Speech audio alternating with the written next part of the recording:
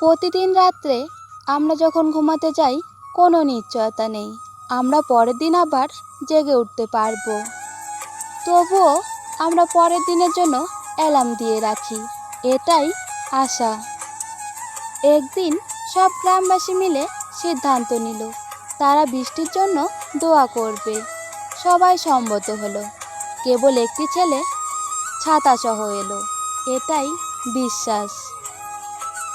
আপনি যখন কোনো শিশুকে ছুঁড়ে ছুঁড়ে খেলা করবেন সে তখন হাসতে থাকে, কারণ সে জানে আপনি তাকে আবার ধরে ফেলবেন। এটাই ভরসা। কাজেই সৃষ্টিকর্তার ওপর বিশ্বাস, ভরসা এবং আশা রাখুন। অপরাধ না করেও যখন অপরাধী হয়ে যাবে তখন চুপ থাকাটাই সবচেয়ে ভালো, কারণ চিৎকার করে কখনো নিজেকে নির্দোষ প্রমাণ করা যায় না। রাগ, অভিমান, অভিযোগ, এই তিনটি কথা লুকিয়ে থাকে একটি শব্দে, আর সেটা হলো অধিকার। আর যেখানে অধিকারটাই থাকে না সেখানে এই কথাগুলো বড্ড বেশি বেমানান মনে হয়।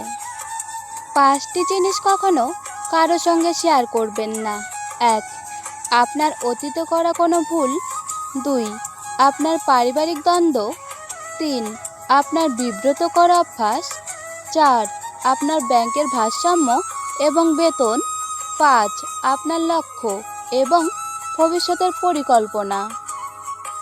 বউকে খুশি করতে চুড়ি, শাড়ি, চকলেট, ফুল, আইসক্রিম, কত কিছু দরকার হয়, অথচ স্বামী কত সহজ সরল।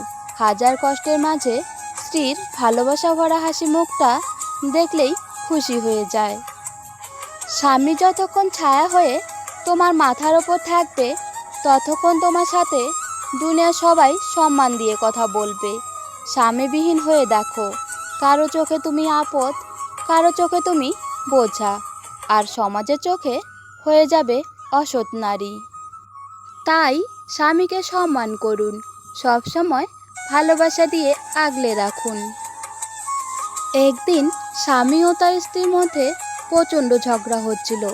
ঝগড়ার এক পর্যায়ে স্ত্রী চুপ হয়ে গেল। স্বামী তবু স্ত্রীকে ইচ্ছে মতো বকে যায়। বকতে বকতে এক সময় স্বামীও চুপ করে যায়। কিছুক্ষণ পরে স্বামী স্ত্রীর পাশে বসে নিচু স্বরে স্ত্রীকে জিজ্ঞেস করলো, চুপ করে গেলে কেন? স্ত্রী তখন নিজের লাগেজ গুছিয়ে বলল, বিয়ের রাতে আমাদের মাঝে কথা হয়েছিল, একজন রেগে গেলে আরেকজন চুপ থাকবো, সেই কথা রাখতে নিজেই চুপ হয়ে গেছি।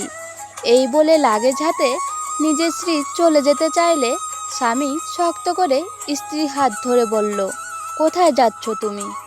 স্ত্রী বলল, বাপের বাড়ি। স্বামী তখন গভীর কণ্ঠে বলল, বিয়ের রাতে আমাদের মাঝে এ কথাও হয়েছিল যে যত মনোমালিন্যই হোক কিংবা ঝগড়া হোক না কেন, দিনের শেষে রাতের আধারে তুমি ঠিকই আমার বুকের বাপাশে মাথা রেখে ঘুমাবে। অতএব তোমার যদি সত্যি কোথাও যেতে ইচ্ছে করে তাহলে আমাকে ছাড়া তুমি যেতে পারবে না। তাই তুমি বসো, আমিও আমার লাগেজ গুছিয়ে নেই। স্বামীর এমন কথা শুনে স্ত্রীর মুখে আবার সেই হাসিটা উদয় হলো, যেটা মানুষকে সংসারের হাজার ঝামেলার মাঝেও দীপ্ত কণ্ঠে বলতে বাধ্য করে, এই তো আমার সুখ, এই তো আমার সংসার, এই তো আমার স্বামী।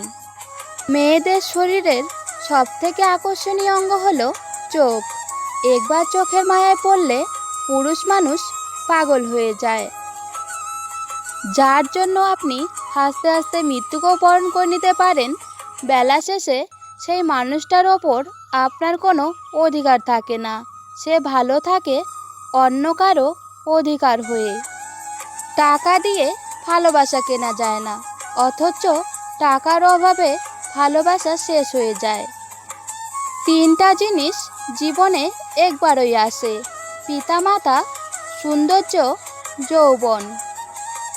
কথায় আছে, শূন্য পকেটে যে নারী তোমার পাশে থাকে সে তোমার স্ত্রী হওয়ার যোগ্যতা রাখে। কথাটা কিন্তু মিথ্যা না, সবাই ছেড়ে যায় না। কেউ কেউ দুঃখের সময় পাশে থেকে বুঝিয়ে দেয় ভালোবাসা সুন্দর। পৃথিবীর সবচেয়ে অসহায় মানুষ সেই যে হাসির আড়ালে নিজের সব দুঃখ কষ্টগুলো লুকিয়ে রাখে। পৃথিবীতে অনেক কিছু মুছে ফেলার জন্য ডিলিট বাটন থাকলেও মানুষের কষ্ট মুছে ফেলার মতো আজও কোনো ডিলিট বাটন আবিষ্কার হয় নাই। নিজের স্বপ্নকে এতটা সময় দিন যাতে আপনাকে একবার চোখে দেখাটাও মানুষের স্বপ্ন হয়ে যায়।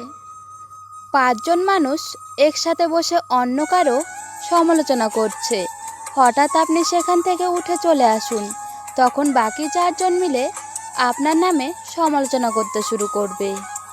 মানুষ গুহা ছাড়লো, গাছের ছাল ছাড়লো, কাঁচা মাংস ছাড়লো, এমনকি নিজের মনুষ্যত্ব বোধটাও ছাড়লো, কিন্তু অন্যের ভালো দেখে হিংসা করাটা আজও মানুষ ছাড়তে পারল না। কেউ আপনাকে গালাগালি করলে চুপ করে থাকবেন, কারণ সে তার বংশ পরিচয় দিচ্ছে, তাকে দিতে দাও। কেউ যদি আপনাকে হিংসা করে করতে দিন, মনে রাখবেন হিংসা তারাই করে যাদের যোগ্যতা কম। ধীরে বলুন, শান্তি পাবেন। অহংকার ছাড়ুন, সম্মান পাবেন। ভক্তি করুন, মুক্তি পাবেন। বিচার করুন, জ্ঞান মিলবেন। সেবা করুন, শান্তি পাবেন। সন্তুষ্ট থাকুন, সুখ পাবেন। মানুষের মনটা বড়ই অদ্ভুত। কেউ কাঁদে একটুখানি সুখের আশায়, আবার কেউ এক আকাশ সুখ পেয়েও হারিয়ে ফেলে সব অবহেলায়। চরিত্রের কারণেই অনেক সম্মানিত ব্যক্তি হারিয়েছে তার সম্মান, আবার অনেক নগণ্য ব্যক্তি কুড়িয়েছে বিরাট সম্মান। তাই সর্বদা চরিত্র ঠিক রাখুন। রূপের ঝলক দিয়ে কি হবে যদি চরিত্র ঠিক না থাকে? আবেগ দিয়ে কি হবে যদি বিবেক ঠিক না থাকে? শিক্ষা দিয়ে কি হবে যদি ব্যবহার না ঠিক থাকে? সম্মান জিনিসটা অনেকটা আয়নার মতো। তুমি কাউকে যতটা সম্মান দেবে, তার থেকে তুমি ঠিক ততটাই ফিরে পাবে। কথাগুলো যদি মন থেকে ভালো লেগে থাকে তাহলে প্লিজ আমার চ্যানেলটি সাবস্ক্রাইব করে ভিডিওটি লাইক করে দিবেন।